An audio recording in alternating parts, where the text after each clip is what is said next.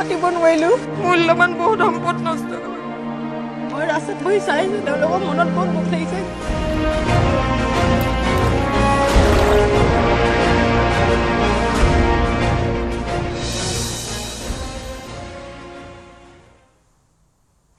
ঠাই ঠাই বান কমিছে কিন্তু এতিয়াও শিৱসাগৰ জিলাৰ শতাধিক গাঁও বানৰ কবলত আছে আনহাতে নিশাৰে পৰা নাজিৰাত ধাৰাসাৰ বৰষুণ দিছে আৰু যাৰ ফলত একাংশ পৰিয়ালৰ ঘৰত পুনৰ পানী সোমাইছে শুকুৰবাৰৰ দিনটো দিখৰ জলস্তৰ কিছু হ্ৰাস পাইছে যদিও বিপদসীমাৰ ওপৰে বৈ আছে দৰিকাৰ জলস্তৰ আৰু ইয়াৰ পূৰ্বেও কোৱা হৈছিলে যে দৰিকাৰ জলস্তৰ যদি বৃদ্ধি পায় তেতিয়াহ'লে কিন্তু এই যিটো বিষম পৰিস্থিতি এই পৰিস্থিতি খুব এটা সোনকালে সামকটাৰ কোনো উপায় নাই আজি 11 দিনে জলমগ্ন হৈ আছে বেতবাৰী মৌজাৰ চাংমাই গাঁৱৰ বহু পৰিয়ালৰ বাসগৃহ বানত সৰ্বস্ব হেৰুৱাৰ পিছত দিশহাৰা হৈ পৰিছে হাজাৰ হাজাৰ বৰ্ণাঢ্য এতিয়াও আশ্ৰয় শিবিৰ পথৰ ডিভাইডাৰ ৰাজপথত এখন ত্ৰিপাতলত বাস কৰিছে বাসগৃহসমূহৰ যদি আপুনি ভিতৰৰ দৃশ্য চাই দেখিলে বুজি পাব যে এই যিটো সমস্যা বৰ্তমান বাসগৃহসমূহত আছে গতিকে এয়া বৰষুণ কমি যেতিয়া ৰ'দ দিব তেতিয়াও কিন্তু এই সমস্যা সমাধানৰ বাট ওলোৱাটো খুব এটা সহজ নহ'ব গতিকে এতিয়া যথেষ্ট প্ৰত্যাহ্বান আছে বান কমাৰ পিছৰ প্ৰত্যাহ্বান আছে বৰষুণ দিয়ে আছে গতিকে জলস্তৰ হ্ৰাস পোৱাও নাই বা ঘৰে ঘৰে সোমোৱা পানী কমাও নাই কৰবাত যদি দুই এঘৰৰ পৰা পানী ওলাইছে পলসে পুতি পেলাইছে মুঠৰ পৰা যিটো দুৰৱস্থা যি বৰ্ণনাতীত পৰিৱেশ এই পৰিৱেশৰ পৰা উপশম পোৱা বা এই পৰিৱেশৰ পৰা ওলাই আহিবলৈ আৰু যথেষ্ট সময় লাগিব তাৰ উপৰিও এখন এখন ঘৰ পুনৰ নিৰ্মাণ কৰাৰ দৰে এটা পৰিৱেশ পৰিস্থিতিৰ বৰ্তমান সৃষ্টি হৈছে ঘৰ ভাঙি গৈছে ভেটি উচন হৈছে পানীয়ে উটুৱাই লৈ গৈছে কৰবাত যদি ঘৰ আছে ভিতৰত পলসে পুতি পেলাইছে বস্তু বাহিনী সামগ্ৰী একো নাই সকলোতে এতিয়া বোকা মাথো বোকা বস্তু বাহিনী উটাই লৈ গৈছে কিতাপ পত্ৰ আনকি যি য'ত লাম লাকুটো আছিল সকলো শেষ হৈ গৈছে গতিকে সকলো এতিয়া একে ধৰণে আছে একেখন চালিৰ তলত থাকিবলগীয়া হৈছে কি ধনী কি দুখীয়া কি উচ্চ কি নিচ সকলোৱে ত্ৰিপালৰ তলত বাস কৰিবলগীয়া এটা পৰিৱেশ পৰিস্থিতিৰ বৰ্তমান উজনিত সৃষ্টি হ'ল গতিকে নাজিৰাটো আমি দেখুৱাইছোঁ দৃশ্য ঘৰৰ ভিতৰে বাহিৰে পানী বিদ্যালয়ত পানী গৰমৰ বন্ধ এতিয়া খোলাৰ কথা নাহে আৰু খুলিলেও যে ছাত্ৰ ছাত্ৰী আহিব নোৱাৰিব কিন্তু তাৰ বাবে এটা কথা ঠিক যে চৰকাৰে কিছু ব্যৱস্থা গ্ৰহণ কৰি আছে যেনেকুৱাই নহওক কিয় গ্ৰহণ কৰিছে আৰু সেয়া কাৰ্যকৰী হ'ব বুলি সকলো আশাবাদী সকলোৱে বাকী মন্ত্ৰী বিধায়কৰ মুখলৈ চাওক নাচাওক কিন্তু মুখ্যমন্ত্ৰীৰ কথা বিশ্বাস কৰে গতিকে মুখ্যমন্ত্ৰীয়ে যি আশ্বাস দিছে প্ৰতিশ্ৰুতি দিছে সেয়া সফল হ'ব বা সম্পূৰ্ণ হ'ব বুলি সকলোৱে আশা কৰিছে তাৰ ভিতৰত হৈছে কিতাপ পত্ৰ দিয়া তাৰ ভিতৰত হৈছে যে তেওঁলোকে যেতিয়া বিদ্যালয় খোলাৰ পিছত যেতিয়া তেওঁলোক বিদ্যালয়লৈ যাব পাৰিব তেওঁলোকৰ বাবে বিনামূলীয়া ইউনিফৰ্ম দিয়া 1000 টকা 3000 টকা 5000 টকা দিয়া যিবোৰ প্ৰপত্ৰ ইতিমধ্যে পানীত শেষ হৈ গৈছে নষ্ট হৈ গৈছে নাইকিয়া হৈ গৈছে সেই প্ৰপত্ৰখনো বিনামূলীয়াকৈ তেওঁলোকে যাতে পায় দ্বিতীয়টো কপি এটা কথা হৈছে সেই দ্বিতীয় কপি ওলাবলৈ যাওঁতে যাতে কোনো দালাল চক্ৰৰ কবলত নপৰে তাৰ প্ৰতিও লক্ষ্য ৰাখিব লাগে অৱশ্যে আজিকালি ছ'চিয়েল মিডিয়াৰ যুগ যিকোনো এটা কথা যিকোনো কামৰ ক্ষেত্ৰত যদি কোনোবাই অনিয়ম কৰে তেতিয়া সেয়া ছ'চিয়েল মিডিয়াত আজিকালি ওলাই যায় গতিকে কোনেও তেনেকুৱা ধৰণৰ অনিয়ম সংঘটিত কৰিব নিশ্চিত ৰূপত নোৱাৰিব বুলি আশা কৰিব পাৰি যিয়ে নহওক কিয় এই গোটেইখিনিৰ পিছত এতিয়া কথাটো হৈছে যে এটা নতুন সংগ্ৰাম আৰম্ভ হ'ব আৰু সেই সংগ্ৰাম হৈছে যে তেওঁলোকে তেওঁলোকৰ ঘৰসমূহত প্ৰৱেশ কৰিবনো কেনেকৈ আৰু যাৰ একেবাৰে নাইকিয়া হ'ল তেওঁলোকৰ নিৰ্মাণ কৰাৰ ক্ষেত্ৰতো কেনেধৰণৰ সহায় পাব বিক্ৰম আপোনাৰ ওচৰলৈ আহিছোঁ সহায় যথেষ্ট হৈছে নোহোৱা নহয় দল সংগঠন নিৰ্বিশেষে আমি ইতিমধ্যে দেখিছোঁ যে বিভিন্ন ধৰণৰ সংস্থাসমূহ আহিছে বাহিৰৰ পৰা বহু আহিছে বহুখিনি ইনফ্লুৱেঞ্চাৰ আহিছে বহু সামগ্ৰী দিয়া হৈছে সকলো দিয়া হৈছে কিন্তু সেই সামগ্ৰীসমূহ ৰাখিবলৈ যিটো বাসস্থান যিটো ঘৰ এটাৰ প্ৰয়োজন সেই ঘৰটোৱেই নাই বৰ্তমান তেওঁলোকৰ আকৌ সেয়া পুনৰ নিৰ্মাণ কৰিব লাগিব আকৌ তাৰ প্ৰৱেশ মুঠৰ ওপৰত ভাবিলে ভয় লগা এটা পৰিৱেশ যি ভাবি থাকিলেও আচলতে ইয়াৰ কোনো শেষেই নাই বিক্ৰম আপুনি আছে তাত আপুনি বৰ্ণনা কৰি যাওক আমি দেখুৱাই যাম আমাৰ দৰ্শকসকলক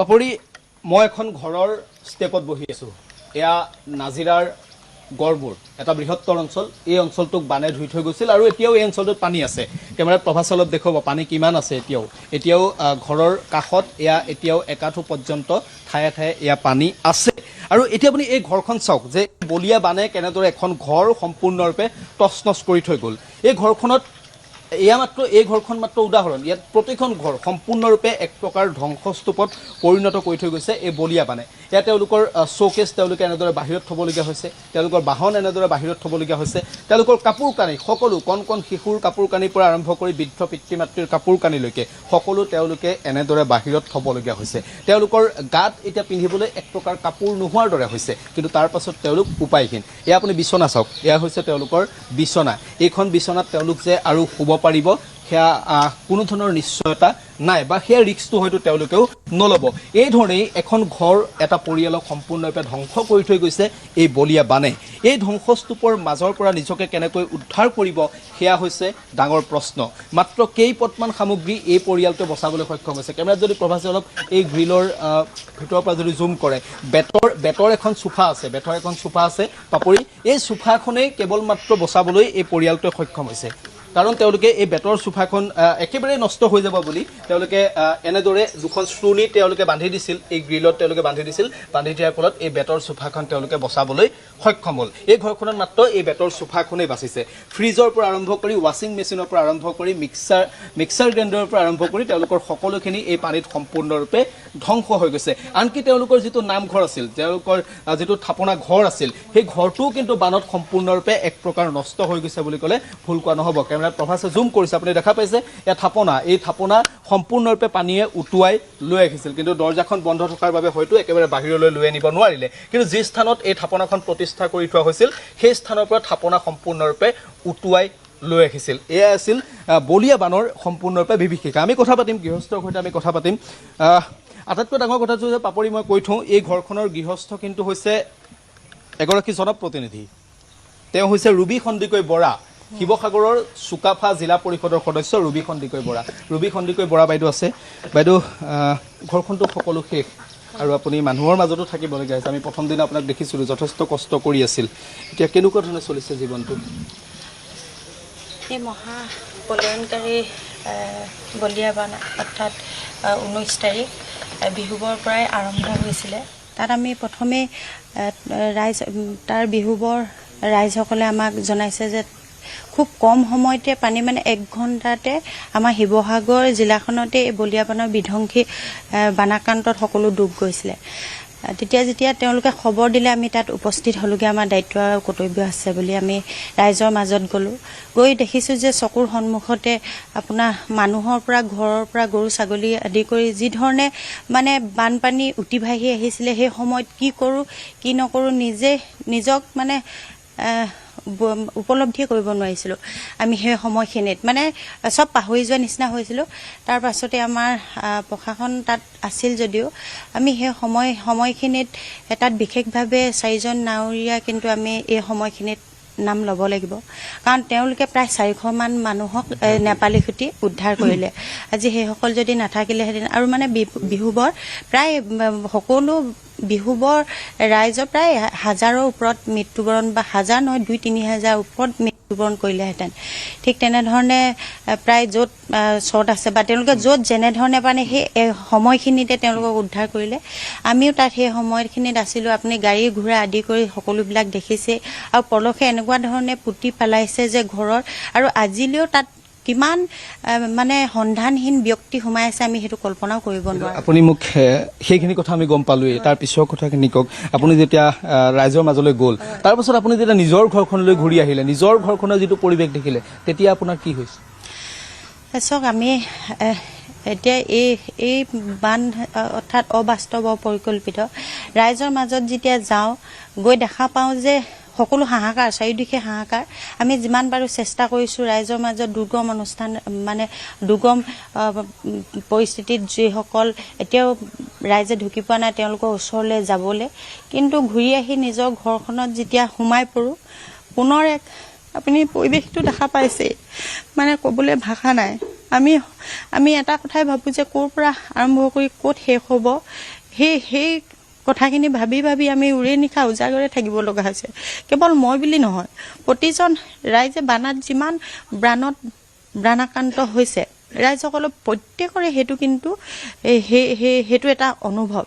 আৰু এইখিনিতে মই আমাৰ শিৱসাগৰলৈ উজনি অসমৰ পৰাই হওক লাগে, যি ধৰণে দল সংগঠন হওক, মই মানে এটা কথাই ক'ম যে ধেমাজিৰ পৰাও মই প্ৰায় পাইছিলোঁ যে তেওঁলোকে নিজৰ যি ৰেচন, চৰকাৰে পোৱা ৰেচনৰ টোপোলাটো তেওঁলোকে শিৱসাগৰ ৰাইজলৈ লৈ আহিছে, অসমখনৰ পৰাই আহিছে। হয়, তেওঁলোকৰ টোপোলাটো নিজৰ হাতেৰে খুলিছোঁ, তেতিয়া কাৰোবাৰ এটা ৰঙালাও, কাৰোবাৰ ঔটেঙা এটা, কাৰোবাৰ বাৰীত লগা অমিতা এটা, এইবিলাক দেখিও এই দুখৰ মাজতো ক'ৰবাত নহয় ক'ৰবাত যে সেই মানুহে মানুহৰ বাবে সেই সমন্বয়টো যে আমাৰ অসমখনৰ মাজত যিটো সমন্বয় সেইখিনিও সেই সমন্বয়ো যেন সেইটো কাৰণে আমি সকলো শিৱসাগৰবাসী ৰাইজ হৈ আমি যিমানসকল মানৱদৰৱী ব্যক্তিয়ে আমাৰ অনুদানৰ কাৰণে আহিলে আপোনালোকৰ অপাহতে তেওঁলোকক আন্তৰিক ধন্যবাদ জ্ঞাপন কৰিছোঁ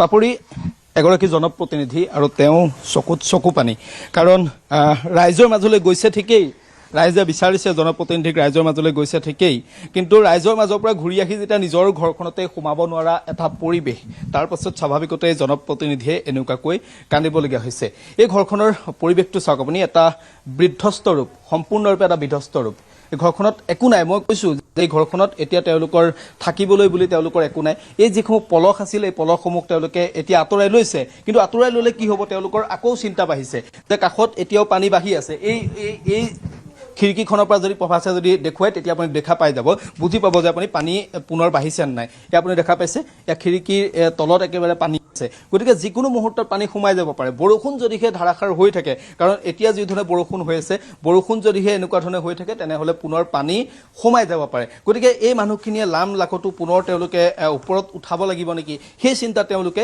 কৰিবলগীয়া হৈছে কাৰণ তেওঁলোকে বিগত 12-13টা দিনীয়া গড় সেই গড়টোৰ ওপৰত তেওঁলোকে তম্বু তৰি তেওঁলোকে থাকিছিল তম্বু তৰি থাকিছিল তাৰ পাছত পানী অলপ শুকোৱাৰ লগে লগে তেওঁলোকে এই পলসবোৰ আঁতৰাই ঘৰখনৰ ভিতৰলৈ আহিবলৈ চেষ্টা কৰিছিল কিন্তু তাৰ পাছতো তেওঁলোকৰ সন্মুখত এয়া যেন এক নতুন বিপদ আৰু এতিয়া আপুনি এই পৰিৱেশটো চাওক এই ঘৰখনত একো নাই মই এজন বৃদ্ধ ব্যক্তিক লগ পাইছোঁ ককা হয় আপুনি মোক এটা কথা কওক আপোনাৰ জীৱনত এনেকুৱা পানী দেখিছিল নে আপুনি নাই নাই নাই আজিলৈকে মোৰ জীৱনত নাই দেখা নাই নাই দেখা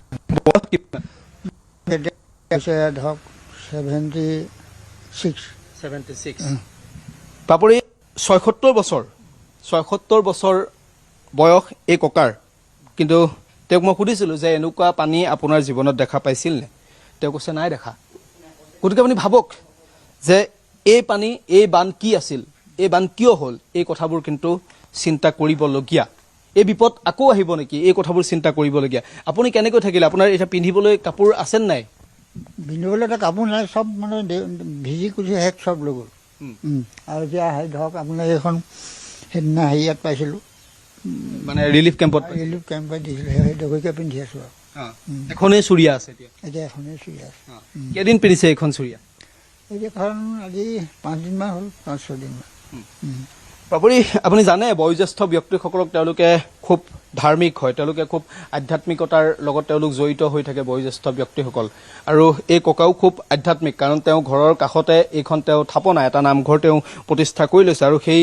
নামঘৰটো বানে ধুই থৈ গ'ল আৰু এতিয়া কথাটো হ'ল যে তেওঁ নামঘৰটো চাফ চিকুণ কৰিবলৈ যাবলৈকে তেওঁ এখন চুৰিয়া নাই বিগত 10-12 দিন তেওঁ এখন চুৰিয়া পৰিধান কৰি আছে যিখন চুৰিয়া ৰিলিফ কেম্পত দিছিল ৰিলিফ কেম্পত দিয়া এখন চুৰিয়া পাইছিল সেই চুৰিয়াখনে পৰিধান কৰি তেওঁ আছে আৰু এয়া হৈছে এই মানুহবোৰৰ অৱস্থা গড়মূৰ এই যিটো অঞ্চল গড়মূৰ অঞ্চলটোৰ এই মানুহবোৰৰ অৱস্থা হয়তো এই অঞ্চললৈ বানে বৰ বেছি ক্ষতিগ্ৰস্ত কৰা নাই বুলি হয়তো মানুহ ইয়ালৈ হয়তো অহা নাই চাগে মই ভাবোঁ অহা নাই চাগে বৰ বেছি কিন্তু এই অঞ্চলটোক যি ধৰণে বানে ধুই থৈ গৈছে সেয়া কিন্তু আপুনি চিন্তা কৰিবলগীয়া এই অঞ্চলটো প্ৰতি ঘৰ মানুহক বানে সম্পূৰ্ণৰূপে বিধ্বস্ত কৰি থৈ গৈছে প্ৰতি ঘৰ মানুহক বানে সম্পূৰ্ণৰূপে তছনছ কৰি থৈ গৈছে আৰু এই অঞ্চলটোৰ মানুহবোৰে নতুনকৈ জীৱনটো কেনেকৈ আৰম্ভ কৰিব সেয়া তেওঁলোকৰ বাবে চিন্তনীয় কাৰণ ইয়াত যিসমূহ পকী ঘৰ আছিল সেই পকী ঘৰসমূহ এক প্ৰকাৰ ঘৰবোৰ কেৱল ভগা নাই ঘৰবোৰ কেৱল ভাঙিব পৰা নাই পানীয়ে কিন্তু ঘৰৰ ভিতৰত যি সা সামগ্ৰী আছিল লাম লাখতো আছিল সকলোখিনি পানীয়ে ইতিমধ্যে উটুৱাই লৈ গৈছে পাপৰি এয়া হৈছে পৰিৱেশ আমি অন্য এটা স্থানলৈ যাম সেই অন্য স্থানৰ পৰিৱেশ দেখুৱাম যিসমূহ ছবিয়ে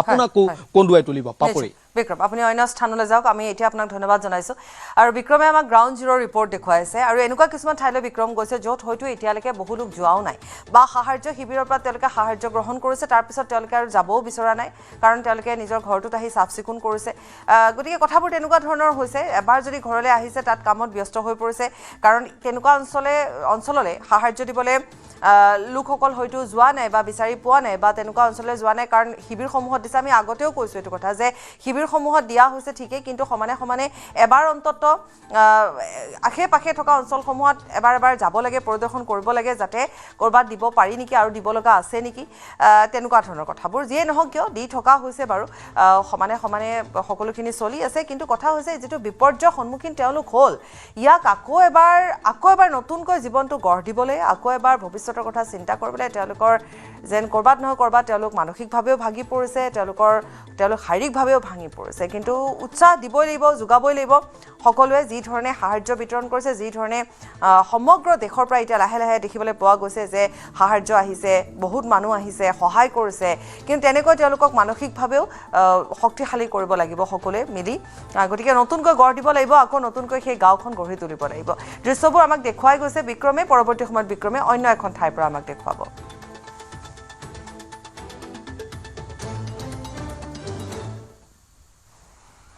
এবাৰ আমি দেখুৱাম যে মহাপ্ৰলয় সৃষ্টি কৰা বানৰ সেই ভয়ংকৰ ভিডিঅ' উজনিত কেনেকৈ সৃষ্টি হৈছিলে ক'ৰ পৰা আহিছিলে প্ৰবল বৰষুণৰ পিছত নাগালেণ্ডত কি হৈছিলে বিশেষকৈ নাগালেণ্ডৰ দুখন জিলা বুকলাক আৰু টুৱেনচাঙত হুৰাহুৰে পানীৰ ঢল কেনেধৰণে নামি আহিছিলে যি ঢল দেখিলে আপোনাৰ বুকু কঁপি যাব পাহাৰৰ বুকু ফালি গৰজি নামি অহা পানীৰ ঢলে মুহূৰ্ততে নদী নলা উফন্দাই বিভীষিকাৰ সৃষ্টি কৰিছিল তাৰে এক্সক্লুচিভ ভিজুৱেলছ ইতিমধ্যে দেখুৱাইছোঁ এই দৃশ্যসমূহ আৰু কেনেকৈ পানী নামি আহিছিল চাওক কাৰণ নাগালেণ্ডবাসী ৰাইজে বা মন জিলা বা এই দুখন জিলা যি দুখন জিলাৰ কথা আমি কৈছোঁ তাৰ লোকসকলেও সেই কেইটা দিনত তেওঁলোকেও ধাৰাবাহিক বৰষুণৰ ফলত এটা বিপৰ্যয় তেওঁলোকে দেখি আহিছিলে তাত ভূমিস্খলন হৈছিলে তেওঁলোকে কৈছিলে যে আমাৰ ইয়াত থকা নিজৰাসমূহ আবদ্ধ হৈ পৰিছে মাটিদি গতিকে পানী যিমান বৰষুণ দি আছে মাটি কোমল হৈ গৈ আছে আৰু লাহে লাহে সেই আবদ্ধ হৈ থকা পানী নিজৰাবোৰ আবদ্ধ হৈ আছিলে যেতিয়া পানী বোকাখিনি আঁতৰি গৈছিলে খোল খাই গৈছিলে তেতিয়া সেই নিজৰাই এটা ভয়ংকৰ ৰূপ ল'বলৈ আৰম্ভ কৰিছিলে যিবোৰ নাগালেণ্ডবাসী ৰাইজে বা সেই বুকলাক বা টুৱেনচাং ৰাইজে দেখিছিলে তেওঁলোকে দেখিছিলে যে এটা ভয়ংকৰ ৰূপ লৈছে এই সৰু সৰু নিজৰাবোৰে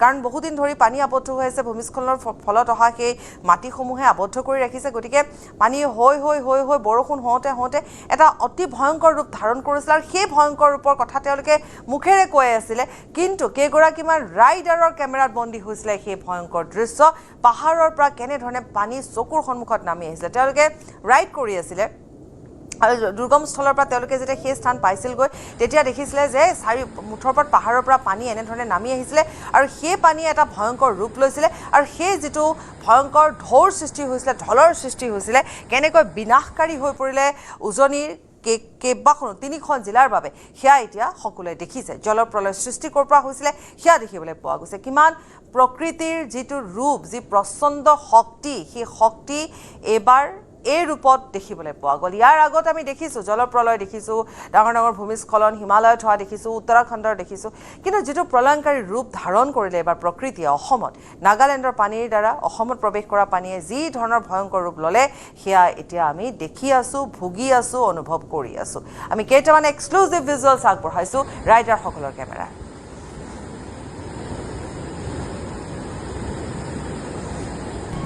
আমি শিৱসাগৰ লাকুৱাৰ চুকাফাৰ এডাইজ হৈ আমি মনচুম ৰাইড এটা কৰিছিলোঁ মনচুম ৰাইডটো যোৱা 18 জুলাইত আছিলে আমি টুৱেনচাং হৈ নকলাক বুলি ডেন বুলি এডোখৰ ম্যানমাৰ জেগা বৰ্ডাৰলৈ গৈছিলোঁ আমি একচুৱেলি 18 তাৰিখে ৰাতি গৈ পালোঁগৈ 19 তাৰিখে আমি যেতিয়া নকলাকৰ পৰা ডেনলৈ যেতিয়া যাত্ৰা কৰিছোঁ বহুত ডাঙৰ ডাঙৰ পাহাৰৰ পৰা পানী আহিছে পূৰা হেভি ৰেইনফল এইটো পাৰ হ'ব নোৱাৰিলোঁ প্ৰায় তেনেকুৱা 4-5টামান সৰু সুৰা আমি ঢেৰ অতিক্ৰম কৰিলোঁ কিন্তু লাষ্টত এটা যিটো দেখিলোঁ সেইটোত আমি অতিক্ৰম কৰিব নোৱাৰিলোঁ সেয়াৰ পৰা আমি ঘূৰি দিলোঁ ঘূৰি আমি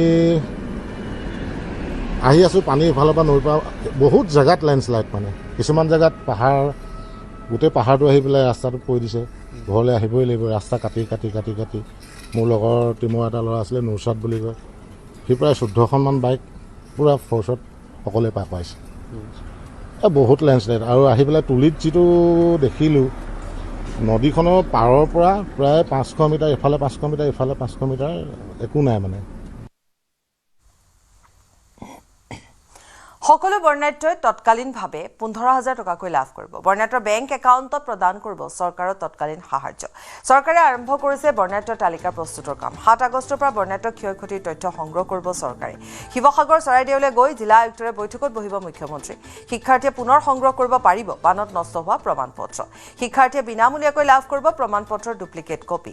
ASSEC আৰু বিশ্ববিদ্যালয়ে প্ৰদান কৰিব প্ৰমাণপত্ৰৰ ডুপ্লিকেট কপি। প্ৰথম শ্ৰেণীৰ পৰা অষ্টম শ্ৰেণীৰ শিক্ষাৰ্থীয়ে লাভ কৰিব ইউনিফৰ্ম বিনামূলীয়াকৈ। বানত ক্ষতিগ্ৰস্ত উচ্চতৰ মাধ্যমিকৰ শিক্ষাৰ্থীয়ে লাভ কৰিব 1,000 টকা। বানত ক্ষতিগ্ৰস্ত স্নাতক শিক্ষাৰ্থীয়ে লাভ কৰিব 3,000 টকা। বানত ক্ষতিগ্ৰস্ত স্নাতকোত্তৰ শিক্ষাৰ্থীয়ে লাভ কৰিব 5,000 টকা। শিক্ষাৰ্থীৰ সাহায্যৰ বাবেও আৰম্ভ কৰা হৈছে তালিকা প্ৰস্তুতৰ কাম। যে প্ৰতিটো ফ্লাড এফেক্টেড পৰিয়ালক আমি এককালীন অন্তৰ্বৰ্তীকালীন অৰ্থাৎ তৎকালীন সহায় হিচাপে আমি 15,000কৈ টকা দিম। তাৰ তালিকা বনোৱাৰ কাম ইতিমধ্যে আৰম্ভ হৈছে আৰু মই ভাবো যে খুব কম দিনৰ ভিতৰতে আমি এই সাহায্যৰ পৰিমাণ বা সাহায্য আমি বেংকৰ জৰিয়তে বেংক একাউণ্টলৈকে আমি পঠিয়াব পাৰিম। বিনামূলীয়া টেক্সট বুক পাঠ্যপুথি ইতিমধ্যে আমাৰ শিৱসাগৰ চৰাইদেউ জিলালৈ পঠোৱা হৈছে। আজি ৰাতিপুৱা শিক্ষামন্ত্ৰী ডাঙৰীয়াই ইয়াক ফ্লেগ অফ কৰিছিলে। অৰ্থাৎ আজিৰ পৰা বিনামূলীয়া পাঠ্যপুথি যোৱাৰ যিটো প্ৰক্ৰিয়া সি আৰম্ভ হৈছে। আমাৰ বান সাহায্য বা বানপানীত আক্ৰান্ত হোৱা পৰিয়ালৰ নষ্ট হৈ যোৱা চাৰ্টিফিকেট মাৰ্কশ্বিট আদি ইতিমধ্যে বিনামূলীয়াকৈ ডুপ্লিকেট প্ৰদান কৰাৰ ব্যৱস্থা অসম স্কুল এডুকেশ্যন বোৰ্ড আৰু ইউনিভাৰ্চিটিসমূহে ঘোষণা কৰিছে।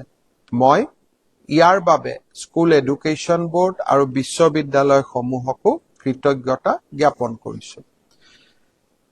ইউনিফৰ্মৰ পুঁজি আমি খুব সোনকালে পঠিয়াবৰ বাবে চেষ্টা কৰিম যাতে ক শ্ৰেণীৰ পৰা অষ্টমমান শ্ৰেণীলৈ ছাত্ৰ ছাত্ৰীসকলে আকৌ বিনামূলীয়া ইউনিফৰ্ম পাব পাৰে। তালিকা বনোৱাৰ কাম চলি আছে আৰু যিটো বুক গ্ৰাণ্ট হায়াৰ ছেকেণ্ডেৰীত পঢ়া ছাত্ৰৰ বাবে 1,000 টকা, ছাত্ৰ ছাত্ৰীৰ বাবে ডিগ্ৰীত পঢ়া ছাত্ৰ ছাত্ৰীৰ বাবে 3,000 টকা আৰু কলেজ বিশ্ববিদ্যালয়ত স্নাতকোত্তৰ শ্ৰেণী পঢ়ি থকা ছাত্ৰ ছাত্ৰীৰ বাবে 5,000 টকা। তাৰো তালিকা মহাবিদ্যালয় বিদ্যালয়সমূহৰ সহযোগত ইতিমধ্যে নিৰ্মাণ বা ইতিমধ্যে প্ৰস্তুত কৰি থকা হৈছে। আৰু ৰাজ্যত ধাৰাসাৰ বৰষুণৰ সতৰ্কতা বাণী জাৰি। অনাগত 24 ঘণ্টাত প্ৰবল বৃষ্টিপাতৰ সম্ভাৱনা। উজনি আৰু নামনি 4খন জিলাত অৰেঞ্জ এলাৰ্ট জাৰি। তিনিচুকীয়া, ধেমাজি, চিৰাং, কোকৰাঝাৰত অৰেঞ্জ এলাৰ্ট জাৰি। ধাৰাসাৰ বৰষুণৰ প্ৰতি লক্ষ্য ৰাখি কেইবাখনো জিলাত বানৰ সম্ভাৱনা আছে। পুনৰ কৈছো অৰেঞ্জ এলাৰ্ট জাৰি কৰা হৈছে। গতিকে বৰষুণ যিহেতু আছে, বৰষুণ দিব। অৰেঞ্জ এলাৰ্ট জাৰি কৰা হৈছে। প্ৰবল বৃষ্টিপাতৰ সম্ভাৱনাৰ কথা কোৱা হৈছে। বিশেষকৈ 4 জিলাত অৰেঞ্জ এলাৰ্টো দিয়া হৈছে। গতিকে তেনে ক্ষেত্ৰত এতিয়া পুনৰ এবাৰ বান বৃদ্ধি পোৱাৰ সম্ভাৱনা আছে, অৰ্থাৎ জলস্তৰ বৃদ্ধি পোৱাৰ সম্ভাৱনা আছে। आज 30 जुलाई 2026 है और हम अपने नॉर्थ ईस्टर्न रीजन में क्या वेदर फोरकास्ट है इस पर ज़रा चर्चा कर लें। तो सबसे पहले हम डे 1 की बात करें तो डे 1 में हम लोग एक्सपेक्ट कर रहे हैं कि अरुणाचल प्रदेश, असम, मेघालय और नागालैंड के अधिकांश स्थानों में मध्यम स्तर की बारिश होने की संभावना है, जबकि मणिपुर, मिजोरम और त्रिपुरा के अनेक स्थानों में मध्यम स्तर की बारिश होने की संभावना है। डे 2 में हम लोग एक्सपेक्ट कर रहे हैं कि अरुणाचल प्रदेश के अधिकांश स्थानों में मध्यम स्तर की बारिश होने की संभावना है, जबकि असम, मेघालय, नागालैंड, मणिपुर, मिजोरम और त्रिपुरा के अनेक स्थानों में मध्यम स्तर की बारिश होने की संभावना है। इसी तरह डे 3 में हम लोग एक्सपेक्ट कर रहे हैं कि अरुणाचल प्रदेश, असम, मेघालय, नागालैंड और त्रिपुरा के अनेक स्थानों में मध्यम स्तर की बारिश होने की संभावना है, जबकि मणिपुर और मिजोरम के कुछ स्थानों में हल्की से मध्यम स्तर की बारिश होने की संभावना है। डे 4 में एक्सपेक्ट किया जा रहा है कि अरुणाचल प्रदेश, असम और त्रिपुरा के अनेक स्थानों में मध्यम स्तर की बारिश होने की संभावना है, जबकि मेघालय, नागालैंड, मणिपुर और मिजोरम के कुछ स्थानों में हल्की से मध्यम स्तर की बारिश होने की संभावना है। और इसी तरह से डे 5 में एक्सपेक्ट किया जा रहा है कि असम, त्रिपुरा, मिजोरम और नागालैंड के अनेक स्थानों में मध्यम स्तर की बारिश होने की संभावना है, जबकि अरुणाचल प्रदेश, मेघालय और मणिपुर के कुछ स्थानों में हल्की से मध्यम स्तर की बारिश होने की संभावना है। अगर वेदर वार्निंग की बात करें तो वेदर वार्निंग में हम लोग डे 1 में एक्सपेक्ट कर रहे हैं कि अरुणाचल प्रदेश, असम, मेघालय, नागालैंड, मणिपुर, मिजोरम और त्रिपुरा के 1 या 2 स्थानों में थंडरस्टॉर्म और लाइटनिंग होने की संभावना है। साथ ही साथ अरुणाचल प्रदेश और असम के 1 या 2 स्थानों में heavy to very heavy rainfall होने की संभावना है। उजनी 4 জিলাৰ ঋণগ্ৰস্ত বৰ্ণাঢ্যলৈ সকাহ। ছমাহলৈ বৰ্ণাঢ্য ঘূৰাই দিব নালাগে কোনো ঋণ। শিৱসাগৰ, চৰাইদেউ, যোৰহাট, গোলাঘাট জিলাৰ বৰ্ণাঢ্যলৈ এই সুবিধা। হোম লোন, কাৰ লোন, শিক্ষা ঋণৰ ক্ষেত্ৰত প্ৰয়োজনত এবছৰলৈ বঢ়াই ল'ব পাৰিব ঋণ পৰিশোধৰ সময়সীমা। কৃষি ঋণ, আত্মসহায়ক গোটৰ ঋণৰ ক্ষেত্ৰত প্ৰয়োজনত 2 বছৰ বঢ়াই ল'ব পাৰিব সময়সীমা।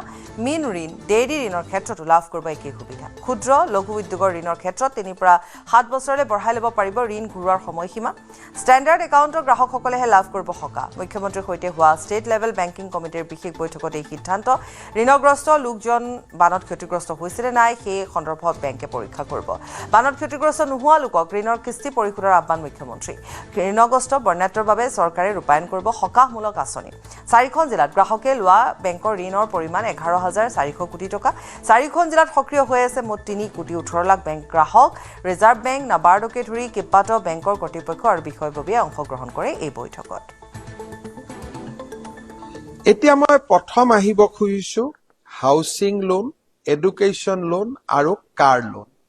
গৃহ ঋণ, শিক্ষামূলক ঋণ আৰু কাৰ লোন, এই তিনিওটা কেটেগৰীৰ বাবে আমি আপোনালোকৰ যিটো মৰেটৰিয়াম, যে লোন ঘূৰাই দিয়া যিটো প্ৰক্ৰিয়া, যাক আমি যেতিয়া আমি তাক সামূহিকভাৱে সকাহ দিওঁ তাক মৰেটৰিয়াম বুলি কোৱা হয়। অৰ্থাৎ হাউচিং লোন, এডুকেশ্যন লোন আৰু কাৰ লোনৰ ক্ষেত্ৰত আমি 6 মাহৰ বাবে মৰেটৰিয়াম ঘোষণা কৰিছো আজি আমাৰ SLBCত হোৱা সিদ্ধান্ত অনুসৰি। অহা 6 মাহলৈকে আপোনালোকে যিসকলৰ শিৱসাগৰ, চৰাইদেউ, গোলাঘাট আৰু যোৰহাট জিলাৰ যিসকল এফেক্টেড ফেমিলি, সেই এফেক্টেড ফেমিলিসকলে অহা 6 মাহৰ বাবে লোন ঘূৰাই দিব নালাগে, তেওঁলোকক আমি মৰেটৰিয়াম ঘোষণা কৰিছো। আকৌ এবাৰ কৈছো, এফেক্টেড ফেমিলিৰ বাবে 6 মাহ মৰেটৰিয়াম পাৰ হৈ যোৱাৰ পিছত ধৰি ললো আপোনালোকৰ লোনটো 3 বছৰত ঘূৰাই দিবলগীয়া আছিল, 6 মাহটো ঘূৰাই নিদিব আৰু 3 বছৰৰ লগত 3 বছৰ 6 মাহ যোগ হ'ল। প্ৰয়োজন হলে ঘূৰাই দিয়াৰ সীমা আৰু এবছৰ আপোনালোকে বঢ়াই ল'ব পাৰিব। তাৰ মানে ইনষ্টলমেণ্ট বিলাক প্ৰতি মাহত 6 মাহৰ পিছতো আপোনালোকে যিটো ইনষ্টলমেণ্ট দিব সি কমি যাব, কাৰণ লোন ঘূৰাই দিয়াৰ যিটো সীমা বা বছৰ তাক আমি আৰু এবছৰলৈকে বঢ়াই দিম। বান বিধ্বস্ত 2 জিলাৰ নামঘৰলৈ চৰকাৰৰ সাহায্য ঘোষণা। শিৱসাগৰ আৰু চৰাইদেউৰ নামঘৰসমূহে পাব 1.5 লাখ টকা। ফেচবুক লাইভ যোগে ঘোষণা কৰিছে মুখ্যমন্ত্ৰীয়ে। শিৱসাগৰ আৰু চৰাইদেউ জিলাৰ বানে আক্ৰান্ত কৰা প্ৰতিটো নামঘৰক মেৰামতি কৰিবলৈ মই আজি অন্তৰ্বৰ্তীকালীন 1.5 লাখ টকা ঘোষণা কৰিছো। অৰ্থাৎ শিৱসাগৰ আৰু চৰাইদেউ জিলাৰ প্ৰতিটো নামঘৰ যাক বানপানীয়ে বিনষ্ট কৰিছে, প্ৰতিটো নামঘৰলৈ ৰাজ্য চৰকাৰে 1.5 লাখ টকাৰ সহায় আগবঢ়াব। প্ৰতিটো নামঘৰত আমি লিষ্ট বিলাক বনাই আছো, কিন্তু নামঘৰ সমূহলৈকে 1.5 লাখ টকাকৈ মই আজিয়েই ঘোষণা কৰিছো আৰু অসম দৰ্শন আঁচনিৰ অধীনত এই 1.5 লাখ টকা আমি আগবঢ়াম। প্ৰয়োজন হলে মুখ্যমন্ত্ৰীৰ সাহায্য পুঁজিৰ পৰাও এই ধন আগবঢ়াব পৰা যাব। উজনিৰ বৰ্ণাঢ্যলৈ চৰকাৰৰ ফেমিলি কিট প্ৰেৰণ। শিৱসাগৰ জিলাৰ প্ৰায় 2,37,513টা কিট প্ৰেৰণ কৰা হৈছে জিলাৰ বাবে। চৰাইদেউ জিলালৈ 63,000 ফেমিলি কিট প্ৰেৰণ কৰা হৈছে। ফেমিলি কিটত 8 কেজি চাউল আছে, 4 কেজি দাইল আছে, 1 লিটাৰ মিঠাতেল আছে। 2খন জিলালৈ প্ৰেৰণ কৰা হৈছে বিনামূলীয়াকৈ পাঠ্যপুথি। প্ৰথম শ্ৰেণীৰ পৰা অষ্টম শ্ৰেণীলৈ শিক্ষাৰ্থীসকলে পুনৰ স্কুল ইউনিফৰ্ম লাভ কৰিব।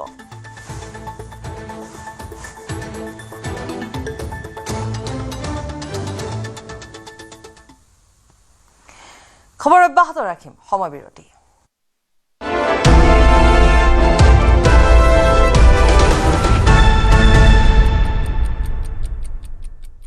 अक्कर बक्कर बम्बे बो ঘৰত কোনটো টিএমটি লগাইছে माइथन स्टील আপোনাৰ ওপৰত ট্ৰাষ্ট কৰিব পাৰি ओके ষ্ট্ৰং মানে মাইথান ষ্টীল আটাইতকৈ দুখৰ ছবিখন এয়াই বান অহাৰ সময়ছোৱাত এই কণমানিটোটিক লগত লৈ বুকুত বান্ধি তেওঁ মানুহজনেও ঘৰখনৰ পৰা ওলাই আহিছিল সেই মানুহজনৰ তেওঁ স্বামীৰ চকুৰ সন্মুখত এগৰাকী মহিলা উটি গৈছিল আৰু সেই মহিলাগৰাকীক বচাবলৈ যাওঁতেই সেই মানুহজনে নিজৰ প্ৰাণ হেৰুৱাবলগীয়া হ'ল খৰিটো দিব নোৱাৰিলোঁ আমি হিন্দু মানুহ খৰিটো দিয়া হয় তেওঁ আনকি স্বামীৰ সৎকাৰো কৰিব নোৱাৰিলে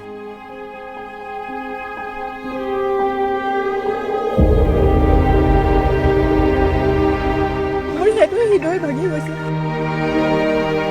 দহাটো পাতিলে কালি মই পাতিব নোৱাৰিলোঁ দাদা যিটো মোৰ ঘৰতো সমস্যা একেবাৰে বেয়া সোমাব পৰা নাই আৰু এজন পাতিলে কালি এগৰাকী ঘৰত কোনটো টিএমটি লগাইছে माइथन स्टील আপোনাৰ ওপৰত ট্ৰাষ্ট কৰিব পাৰি ओके ষ্ট্ৰং মানে মাইথান ষ্টীল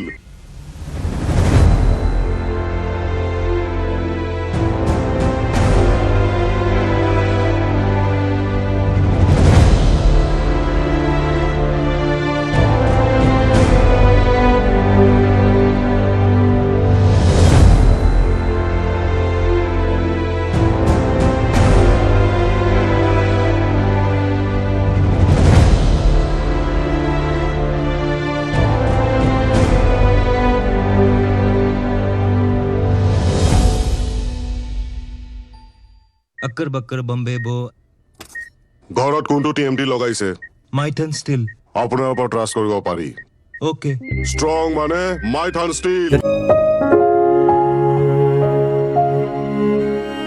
আটাইতকৈ দুখৰ ছবিখন এয়াই বান অহাৰ সময়ছোৱাত এই কণমানিটোটিক লগত লৈ বুকুত বান্ধি তেওঁ মানুহজনেও ঘৰখনৰ পৰা ওলাই আহিছিল সেই মানুহজনৰ তেওঁ স্বামীৰ চকুৰ সন্মুখত এগৰাকী মহিলা উটি গৈছিল আৰু সেই মহিলাগৰাকীক বচাবলৈ যাওঁতেই সেই মানুহজনে নিজৰ প্ৰাণ হেৰুৱাবলগীয়া হ'ল খৰিটো দিব নোৱাৰিলোঁ আমি হিন্দু মানুহ খৰিটো দিয়া হয় তেওঁ আনকি স্বামীৰ সৎকাৰো কৰিব নোৱাৰিলে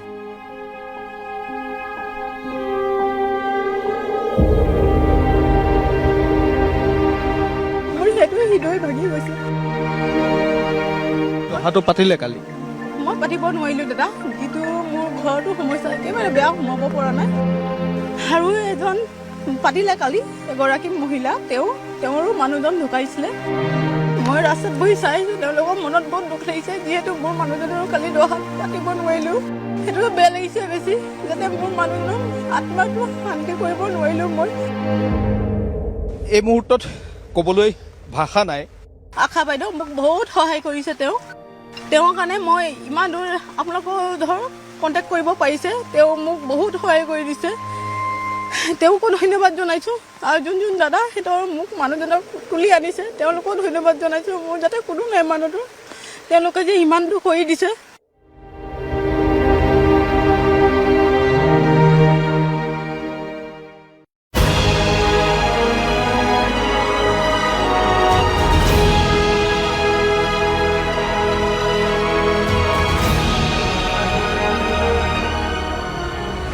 বান বিধ্বস্ত শিৱসাগৰত ওলাইছে এচাম মৰাক মাৰি খোৱা কল্পনাতীত দুৰ্যোগৰ মাজতেই শিৱসাগৰত অসাধু ব্যৱসায়ীৰ দৌৰাত্ম উজনিৰ বানৰ অসহনীয় বেদনাই বুকু গধুৰ কৰি তুলিছে প্ৰতিজন হৃদয় বানৰ কাৰো একো নাই শেষ মুঠতে শেষ আমি বহুত পিছুৱাই গ'লো আমি আগুৱাই যাব আৰু নোৱাৰিম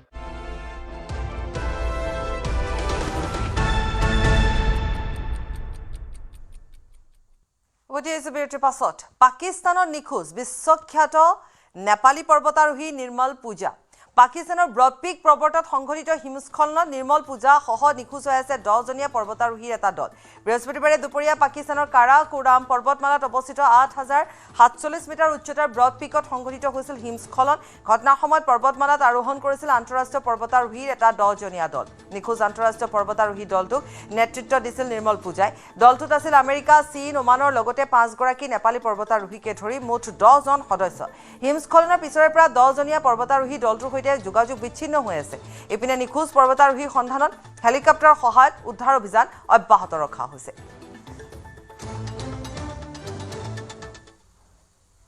স্পেইনৰ ক্ষুদ্ৰ ভূখণ্ড চিউটালৈ অবৈধভাৱে প্ৰৱেশ কৰিছে মৰক্কোৰ হাজাৰ হাজাৰ অনুপ্ৰৱেশকাৰীয়ে। বিগত সপ্তাহত সহস্ৰাধিক প্ৰব্ৰজনকাৰীয়ে জিব্ৰাল্টাৰ প্ৰণালী সাঁতুৰি পাৰ কৰি স্পেইনলৈ প্ৰৱেশ কৰিছে। চিউটাৰ স্থানীয় নেতা জুয়ান জেছুছ ডিভাছে এই অভূতপূৰ্ব পৰিস্থিতিয়ে থলুৱা সম্পদ আৰু ব্যৱস্থাপনাত প্ৰচণ্ড চাপ সৃষ্টি কৰিছে বুলি মন্তব্য কৰিছে। ৰাষ্ট্ৰীয় চৰকাৰৰ পৰা জৰুৰী হস্তক্ষেপ দাবী কৰিছে স্থানীয় ৰাইজে। অবৈধ অনুপ্ৰৱেশৰ এই ভয়ংকৰ ঘটনাৰ বাবে স্পেইনৰ উচ্চতম ন্যায়ালয়ৰ ৰায়ক দোষাৰোপ কৰিছে স্থানীয় ৰাইজে। উচ্চতম ন্যায়ালয়ে ৰায় দিছিল যে সাগৰত আবদ্ধ হোৱা অনুপ্ৰৱেশকাৰীসকলক লগে লগে মৰক্কোলৈ উভতাই পঠিয়াব নোৱাৰিব। স্পেইনৰ আভ্যন্তৰীণ পৰিক্ৰমা মন্ত্ৰালয়ৰ মতে মানৱ সৰবৰাহকাৰী চক্ৰসমূহে এই আদালতৰ ৰায়ৰ সুযোগ লৈ মূলতঃ যুৱক যুৱতীসকলক অবৈধভাৱে সীমান্ত পাৰ হ'বলৈ উচতনি দিলে। বৰ্তমান পৰিস্থিতি নিয়ন্ত্ৰণৰ বাবে স্পেইন আৰু মৰক্কো চৰকাৰে যৌথ প্ৰচেষ্টা আৰম্ভ কৰিছে। দুই দেশে সীমান্ত সুৰক্ষা কটকটীয়া কৰাৰ লগতে অবৈধভাৱে প্ৰৱেশ কৰা লোকসকলক অতি সোনকালে মৰক্কোলৈ উভতাই পঠিয়াবলৈ সন্মত হৈছে।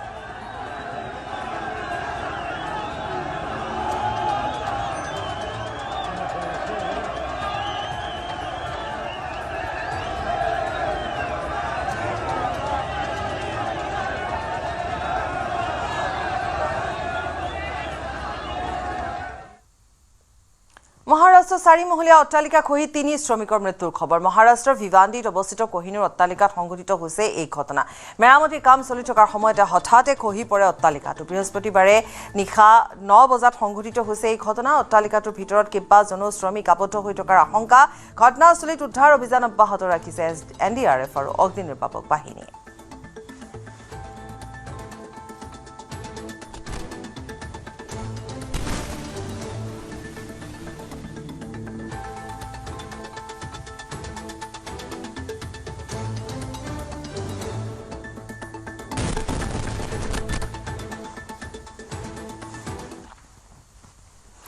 ফাইনেলত প্ৰৱেশৰ লক্ষ্যৰে আজি গ্লাছগো কমনৱেলথ গেমছৰ ৰিঙত নামিব অসম কন্যা লাভলীনা বৰগোহাঁই। 75 কিলোগ্ৰাম শাখাৰ বক্সিং প্ৰতিযোগিতাৰ ছেমি ফাইনেলত টুভালু নামৰ দেশখনৰ তাৰোনা টফাকিৰ বিৰুদ্ধে যুঁজিব লাভলীনা বৰগোহাঁই। উল্লেখযোগ্য যে গ্লাছগো কমনৱেলথ গেমছত পোনে পোনে ছেমি ফাইনেলত প্ৰৱেশ কৰিছে অলিম্পিক পদক বিজয়ী লাভলীনা বৰগোহাঁই।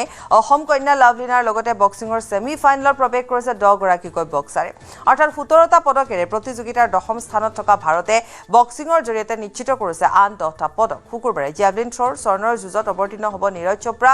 79.61 মিটাৰ থ্ৰৰে ফাইনেললৈ যোগ্যতা অৰ্জন কৰিছে ভাৰতীয় তাৰকাগৰাকীয়ে। নীৰজৰ সৈতে একেটা ইভেণ্টতে প্ৰতিদ্বন্দ্বিতা কৰিব ভাৰতৰ ৰোহিত যাদৱ আৰু জসপ্ৰীত সিঙে। ডিকাথনৰ পদকৰ দৌৰত দ্বিতীয় স্থানত আছে ভাৰতৰ তেজস্বিন শংকৰ। পুৰুষৰ 400 মিটাৰ হাৰ্ডলাৰ্ছৰ ফাইনেল খেলিবলৈ সাজু হৈছে যশ পালক্স আৰু সন্তোষ কুমাৰে। জুডো আৰু চাইক্লিঙতো পদক জয়ৰ লক্ষ্যৰে অৱতীৰ্ণ হ'ব কেইবাগৰাকীও ভাৰতীয় এথলীট।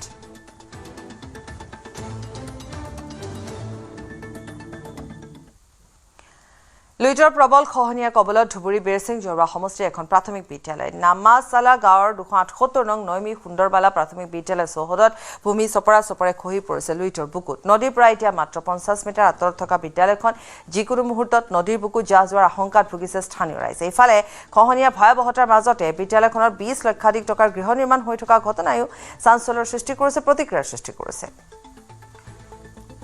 এটা যে ভাঙনি চলি আছে, ভাঙনিটো চলি আছে মোটামুটি আপোনাৰ হেৰি আৰু 10 মিটাৰ মান এনেকুৱা হ'ব আছে আৰু ভাঙি যাব। তথাপি কামটো চলি আছে।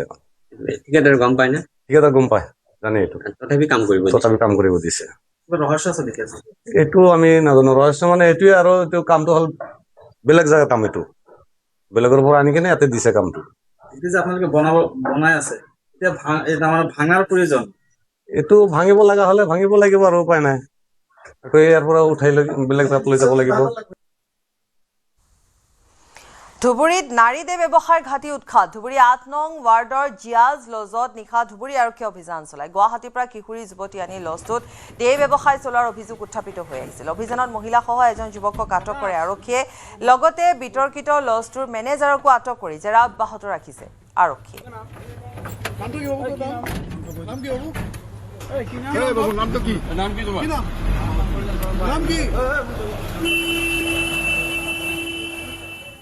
ইয়াতে মানে তেওঁলোকে অনৈতিক বুলি কোনোবাই কৈছে কিন্তু ইয়াতে কিবা আলহী বুলি কৈছে চাই আছো আমি মানে কিবা ডকুমেণ্টৰ কিবা ইছ্যু আছে নেকি ইয়াতে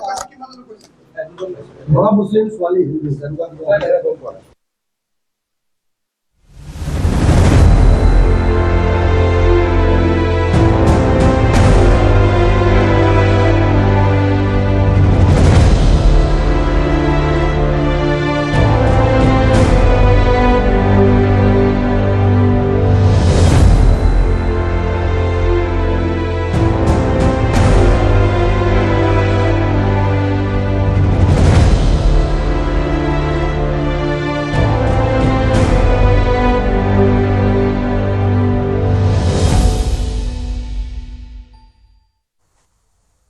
অসমৰ বৰ্ণাঢ্যৰ হৈ সাহায্য অভিযান প্ৰাক্তন IPS বিষয়া আনন্দ মিশ্ৰৰ ফেচবুক লাইভ যোগে অসমবাসীৰ কাষত থিয় হ'বলৈ দেশবাসীক আহ্বান জনালে এসময়ত অসমতে কৰ্মৰত প্ৰাক্তন IPS বিষয়াগৰাকীয়ে মুখ্যমন্ত্ৰীৰ সাহায্য পুঁজিলৈ নিজেও 2 লাখ টকাৰ অনুদান আগবঢ়ালে আনন্দ মিশ্ৰই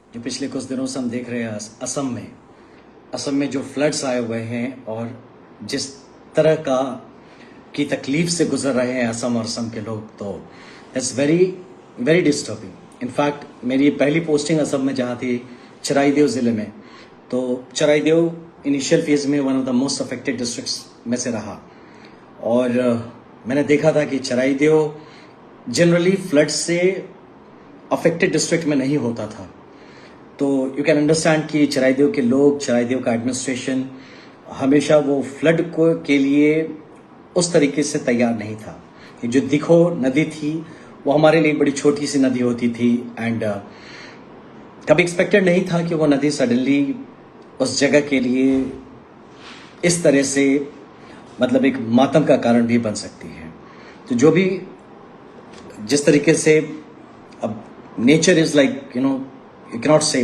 द फ्यूरी ऑफ नेचर तो जब नेचर ने डिसाइड किया कि it has to go its own way तो अब किस पे हम दोष आरोपण करें किस पे दोष किसको दें तो but I am really feeling sorry for the people of Charaideo specially हमारे अपर असम के काफ़ी सारे ज़िले इवन गुवाहाटी तक भी मैंने देखा कि काफ़ी लोग त्रस्त हैं और ये भी देखा कि बाकी देश में सब लोग अलग अलग इश्यूज़ को लेके जूझ रहे थे वो चाहे प्रोटेस्ट हो चाहे इलेक्शंस हो चाहे और भी जो लोकल मुद्दे हो उनको लेके एंड आई फेल्ट बैड कि बहुत बार हमारे यहाँ पे भी नॉर्मल जो मीडिया आता है या जो न्यूज़ आता है उसमें असम की ये जो इशू है वो कवर नहीं हो रहा उस तरीके से I felt bad about it just because क्योंकि मैं वहाँ पोस्टेड रहा हूँ मैं ध्यान देता रहता हूँ क्या चल रहा है हमारे दोस्त लोग हैं जो कि बताते रहते हैं कि क्या चल रहा है तो मुझे पता चला सच कहूँ तो मुझे भी थोड़ा लेट से पता चला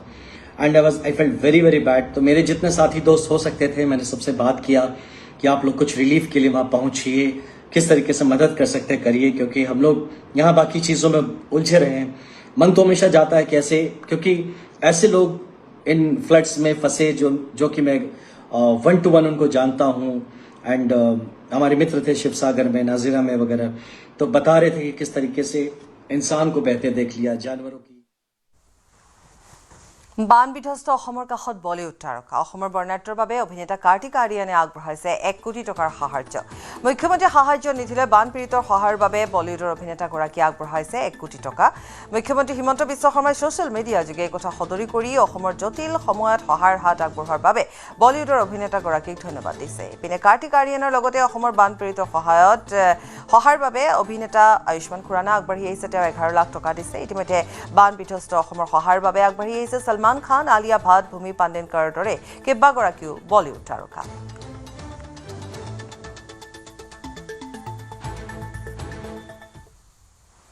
আৰু ইফালে উজনিৰ বৰ্ণাঢ্যলৈ সহায়ৰ হাত বিৰলা পৰিয়ালৰ উজনিৰ বৰ্ণাঢ্যৰ কাষত দেশৰ আগশাৰীৰ উদ্যোগপতি কুমাৰ মংগলম বিৰলাৰ কন্যা অনন্যা বিৰলা তেওঁৰ বৃহৎ দল ইতিমধ্যে আহি উপস্থিত হৈছে উজনি অসমৰ বান ক্ষতিগ্ৰস্তৰ কাষত উপস্থিত হৈছে বিশেষ বিমানেৰে বৃহস্পতিবাৰে বিয়লি যোৰহাটত উপস্থিত হোৱাৰ পিছতে উদ্যোগপতি তথা শিল্পী অনন্যা বিৰলাৰ নেতৃত্বত দলটো ৰাওনা হয় বান বিধ্বস্ত শিৱসাগৰলৈ উজনিৰ বান ক্ষতিগ্ৰস্তসকলক বান সাহায্য প্ৰদান কৰিছে আৰু অনন্যা বিৰলা আৰু তেওঁৰ দলটোৱে এনেধৰণে ৰাইজৰ কাষলৈ গৈ বান সাহায্য বিতৰণ কৰিছে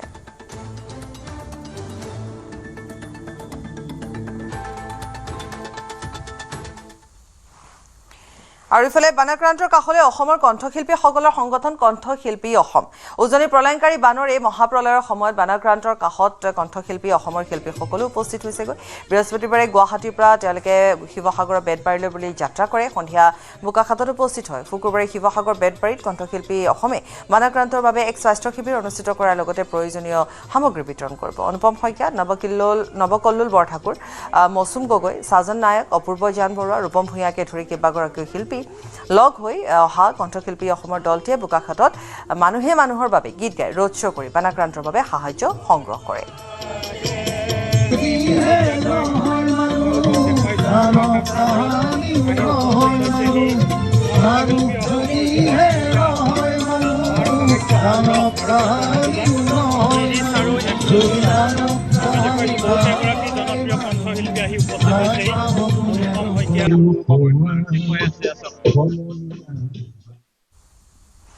শিৱসাগৰৰ বানপানীত সন্ধানহীন পুত্ৰক বিচাৰি হাহাকাৰ মাতৃৰ 24 জুলাইত শিৱসাগৰৰ গড়কুক নিমাইজানত বানত সন্ধানহীন হৈছিল নীলু বুঢ়াগোহাঁই নামৰ এজন লোক 8 দিনে পুত্ৰৰ কোনো সন্ধান নোপোৱাত এতিয়া দিশহাৰা হৈ পৰিছে পৰিয়ালটো ইফালে কালৰূপী বানে ঘৰৰ সকলো সা সামগ্ৰী উটুৱাই নিয়াত হাহাকাৰ লাগিছে পৰিয়ালটোৰ মাজত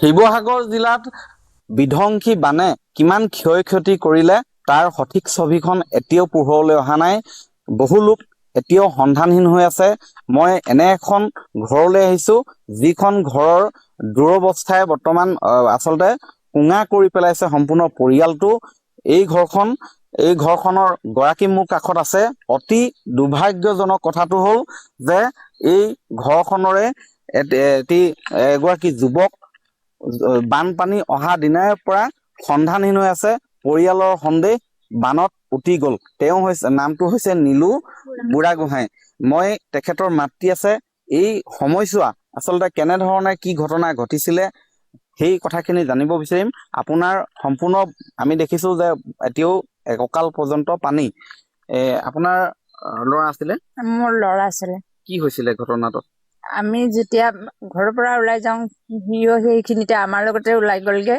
গৈ তাৰ পিছত এদিন থাকিলে তাৰ পিছত এতিয়ালৈকে তাৰ মুহূৰ্ত একো পোৱা নাই কিমান বয়স হৈছিল তাৰ বছৰ 35-40 ইমানেই হ'ব আৰক্ষী বা প্ৰশাসনক জনোৱা হৈছে বিচাৰ কৰিছে তেওঁলোকে আৰু কেনেকুৱা ধৰণৰ আপোনাৰ মোৰ ঘৰৰ বহুতো ক্ষতি হ'ল মোৰ গৰু 4টা গ'লগে ঘৰৰ ভিতৰৰ বয় বস্তু সকলো গ'লগে পানীত উঠি আছে ভিতৰৰ বনোৱা কুকাৰ আদি কৰি উটুৱাই লৈ গ'ল একো বস্তুৱে নাই আমি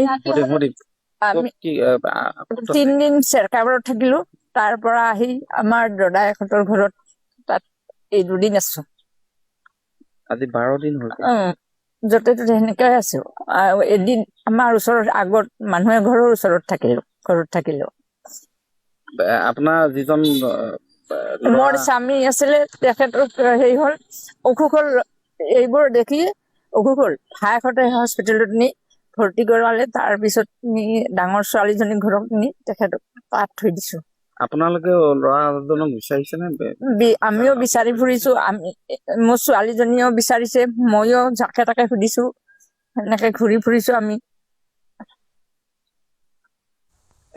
কি এই ধৰণৰ পৰিৱেশ কেনেধৰণে বৰ্তমান চম্ভালিছে আপুনি চম্ভালিবলগীয়া হৈছে মই চম্ভালিবলগীয়া হৈছে কাৰণ মোৰ দেউতা অসুখীয়া মা আৰু মই বা বিয়া হ'ল এতিয়া চব সিও হেৰাইছে ন তাৰো দায়িত্ব পালন কৰিবলগীয়া হৈছে বিচাৰ কুচাৰ কৰি আছো একো পোৱা নাই সেইভাগে আছো ঘৰত একো নাই কালি সোমাইছিলো শুবলৈ অকল বিচনাকেইখন আছে তুলিৰ পৰা একো বস্তুৱে নাই মানুহকেইটা আছো বহুতো আমাৰ ক্ষতি হৈছে আমাৰ ল'ৰানে ভিতৰৰ বস্তু আনকি বস্তুৱে উলিয়াব নোৱাৰিলো আমি ভঁৰালত থকা ধানৰ পৰ্যন্ত নাই, একো নাই মই এতিয়া। ভিতৰৰ চাউল পৰ্যন্ত বস্তা আছিলে, চাউলৰ বস্তা আছিলে, সেইবোৰো লৈ গ'লগে। লৈ গ'ল মানে পানীৰ তলত আছে, এতিয়াও পানীৰ তলতে আছে।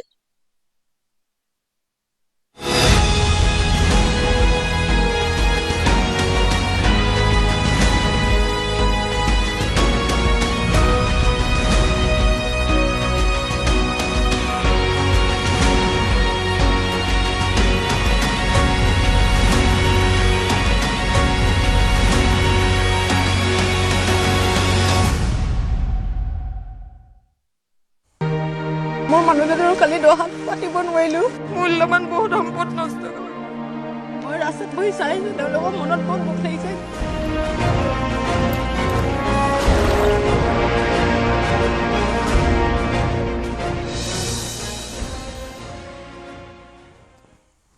উজনিৰ জলপ্ৰলয়ৰ আজি 12 দিন ঠাই ঠাই বান কমিছে। এতিয়াও শিৱসাগৰ জিলা শতাধিক গাঁও বানৰ কবলতে আছে। আমাৰ সাংবাদিকে গ্ৰাউণ্ড জিৰ' ৰিপৰ্ট দেখুৱাইছে, ঘৰে ঘৰে পানী এতিয়াও আছে আৰু য'ত ঘৰত পানী শুকাইছে তাত পলসে পুতি পেলাইছে। সা সামগ্ৰী একো নাই, একো বচা নাই, সকলো শেষ হৈ গৈছে। কাৰোবাৰ যদি ভেটিটো অকণমান ওখ আছিলে, ভেটিটো বাচিছে, ভিতৰত প্ৰৱেশ কৰিব পৰা অৱস্থাত নাই। মুঠৰ পৰা দুৰ্বিষহ জীৱন আৰু এই যুঁজ, এই যুদ্ধ, এই সংগ্ৰাম অব্যাহত আছে, অব্যাহত থাকিব, কাৰণ বৰ দীঘলীয়া এখন যুঁজ হ'ব। আৰু লগতে আমি আকৌ এবাৰ কৈছোঁ যে সামগ্ৰী, সাহায্য সামগ্ৰী সকলো আছে, কিন্তু জীৱনটো আকৌ শূন্যৰ পৰা আৰম্ভ হ'ব।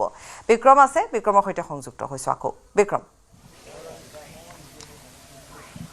পাপৰি, খুব এখন দুখৰ ছবি। মই এই মুহূৰ্তত আহিছোঁ বাঁহগড়ৰ একেবাৰে সাধাৰণ কেইটামান পৰিয়ালৰ কাষলৈ। এই পৰিয়ালকেইটাই বানত সকলো হেৰুৱালে, তেওঁলোকৰ এতিয়া একো নাই। পাপৰি, মই যদি আপোনাক এটা হিচাপ দিওঁ, এই ব্যক্তিজন হৈছে বকুল বাইলুং বৰুৱা। বকুল বাইলুং বৰুৱা হয়নে? এই বকুল বাইলুং বৰুৱাই এই বানত সকলো হেৰুৱালে। 60 কুইণ্টল ধান হেৰুৱালে, প্ৰায় 2 কুইণ্টল চাউল হেৰুৱালে, 24টা হাঁহ হেৰুৱালে, 5টাকৈ ছাগলী এই বানত হেৰুৱাবলগীয়া হ'ল। আৰু ঘৰখনো তেওঁ যিহেতু কেঁচা ঘৰ, ঘৰখনো এক প্ৰকাৰ হেৰুৱাবলগীয়া হৈছে। মুঠৰ ওপৰত তেওঁ একো নাই। তেওঁ এতিয়া আশ্ৰয়স্থল বুলিবলৈ এটা ছাগলী ঘৰ আছে। প্ৰভাস অকণমান আগলৈ আহিব, ছাগলী ঘৰটো দেখুৱাব। তেওঁলোকৰ আশ্ৰয়স্থল, এই পৰিয়ালটোৱে সেই ছাগলী ঘৰটোত এতিয়া তেওঁলোকে এই 12টা দিনে তেওঁলোকে দিন পাৰ কৰিবলগীয়া হৈছে। এই ছাগলী ঘৰটোৱে হৈছে তেওঁলোকৰ বাবে এই মুহূৰ্তত পাপৰি একমাত্ৰ সাৰথি। এই যিটো ছাগলী ঘৰ দেখা পাইছে, তাৰ পাছতে মই বকুল বাইলুং বৰুৱাৰ সৈতে কথা পাতিম। এই ছাগলী ঘৰটোত তেওঁলোকে জীৱন পাৰ কৰিবলগীয়া হৈছে, কাৰণ তেওঁলোকৰ থাকিবলৈ আৰু ওখ ঠাই নাই। এই ছাগলী ঘৰটো, এই স্থানৰ পৰাই যদি কেমেৰাত প্ৰভাসে জুম কৰি দেখুৱায়, এয়া হৈছে ছাগলী ঘৰ। এই ছাগলী ঘৰটোত বিগত 12টা দিনে সকলো হেৰুৱাই এইগৰাকী বকুল বাইলুং বৰুৱাই জীৱন পাৰ কৰিবলগীয়া হৈছে। আপুনি চিন্তা কৰক যে মানুহবোৰৰ জীৱন এই মুহূৰ্তত কিমান দুৰ্বিষহ হৈছে, কিমান এটা ভয়ংকৰ পৰিৱেশৰ মাজত এই মানুহবোৰে নিজৰ জীৱনটো বিগত 12-13টা দিনে পাৰ কৰিবলগীয়া হৈছে। কাৰণ তেওঁলোকৰ খাবলৈ বুলিবলৈ তেওঁলোকৰ একো নাই, তেওঁলোকৰ থাকিবলৈ বুলি একো নাই, কাপোৰ পৰ্যন্ত নাই, সকলো বানত শেষ হৈ গৈছে। গতিকে ইয়াৰ মাজত এই মানুহবোৰ কেনেকৈ আছে চিন্তা কৰক। আমি দুৰ্ভগীয়া বকুল বাইলুং বৰুৱাৰ সৈতে কথা পাতিম। দাদা, কি গ'ল আপোনাৰ? মোটামুটিতো সকলোৱে গ'ল, মই যিখিনি সকলোৱে গ'ল মোৰ ভাল বস্তু। এতিয়া সেই মাছো আছিলে, মাছো গ'ল, ধানো গ'ল, চাউলো গ'ল, হাঁহ কুকুৰাবোৰতো গ'লেই। কুকুৰাখিনি বাচিছিলে, এতিয়া পলসত পৰি পৰি মৰি শেষ হৈছে। কুকুৰাখিনি মানে পলসত পৰি মৰিলে? এতিয়া সেই নামি দিছে, পলসত পৰি পিনে এতিয়া যাব নোৱাৰা হৈ পিনে মৰিছে। কেইটা কুকুৰা মৰিলে? কুকুৰা তাৰমানে হিচাপ কৰি নকৰাকে আছিলোঁ, পোৱালি হৈ আছিলে যে। মানে 50-60টামান কুকুৰা আছিলে। হাঁহ কিমান? হাঁহ 24টা আছিলে। ছাগলী আছিলে হেৰিয়াত 14টা। ছাগলী কেইটা উঠি গ'ল? ছাগলী 5টা উঠি গ'ল, 9টা বাচিলে। আৰু আপোনাৰ চাউল ধান কিমান গ'ল? চাউল ধানটো 60 কুইণ্টেল মান কৈছে। তাৰপৰা চাউল 2 কুইণ্টেল আছিলে, গাহৰি 2টা আছিলে। গাহৰিকেইটাৰ কাৰণে আমাৰ তুঁহগুৰি অভাৱ অনাটন হোৱাৰ কাৰণে তো হেৰি চাউল থাকি যায়, তুঁহগুৰিকেইটাৰ কাৰণে আমি ধান শুকুৱাই কুটাইছিলোঁ। গাহৰিকেইটা বাচিলে নাই? গাহৰিকেইটা নাবাচিলে, নাই, গাহৰিও গ'ল। পাপৰি, চিন্তা কৰক, এজন সাধাৰণ মানুহ এইগৰাকী বাঁহগড়ৰ বকুল বাইলুং বৰুৱা। তেওঁ উপাৰ্জন আছিল, গাহৰি 2টা পোহে, হাঁহ কেইটামান পোহে, ছাগলী কেইটামান পুহিছিল আৰু কুকুৰা কেইটামান পুহিছিল। কিন্তু এই যিটো বলীয়া বান, এই বলীয়া বানটোৱে এই বকুল বাইলুং বৰুৱাক সকলোখিনি শেষ কৰি থৈ গ'ল। হাঁহ আটাইকেইটা গ'ল, ছাগলী 9টা বাছিল, 5টা ছাগলী গ'ল, গাহৰি 2টা আছিল, গাহৰি 2টা গ'ল, আৰু কুকুৰা যিকেইটা আছিল সেইকেইটাও এতিয়া পলসত পৰি এতিয়া কুকুৰাকেইটা মৃত্যুমুখত পৰিছে। তেওঁ ঘৰখনৰ ভিতৰ ভাগটো এবাৰ দেখুৱাই দিওঁ। এয়া হৈছে মানুহৰ জীৱন, চৰকাৰখনে এতিয়া সাহায্য প্ৰদান কৰিব। গতিকে মই চৰকাৰখনক অনুৰোধ জনাম, অন্ততঃ এই মানুহবোৰৰ প্ৰতি যাতে চৰকাৰখনে ভালকৈ চকু দিয়ে, কাৰণ এই স্থানসমূহত হয়তো বহুতো প্ৰশাসনৰ লোক এই মুহূৰ্তলৈকে আহি পোৱা নাই।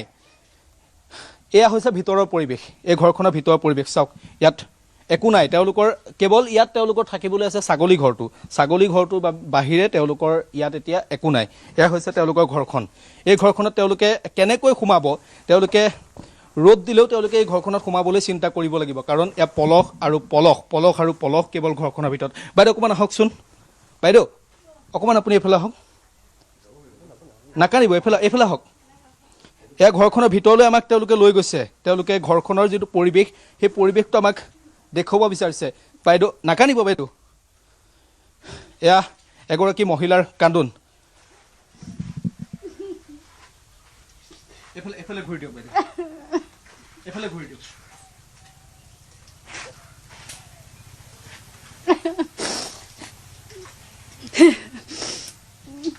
কেনেকে আছে আপোনালোক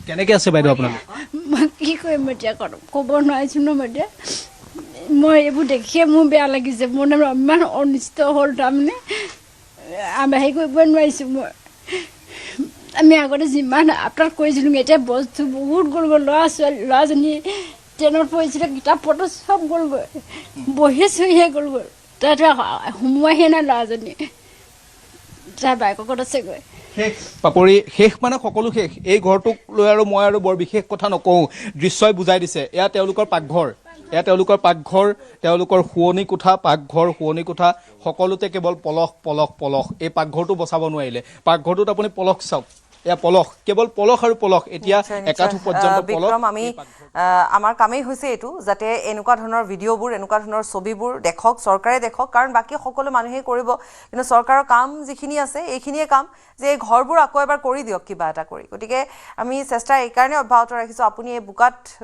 খোজকাঢ়ি একাঠুলৈকে বোকা পানীৰে আপুনি এইবাবে দেখুৱাইছে যাতে চৰকাৰৰ ঘৰখনে দেখে ৰজাঘৰীয়াই দেখে আৰু কিবা এটা অন্তত ব্যৱস্থা যাতে এওঁলোকৰ বাবে কৰি দিব পাৰি আপোনাক এই মুহূৰ্তত ধন্যবাদ জনাম বিক্ৰম বাতৰিৰ পৰা বিদায় লোৱাৰ সময় হৈছে ইয়াৰ সৈতে বিদায় লৈছোঁ নমস্কাৰ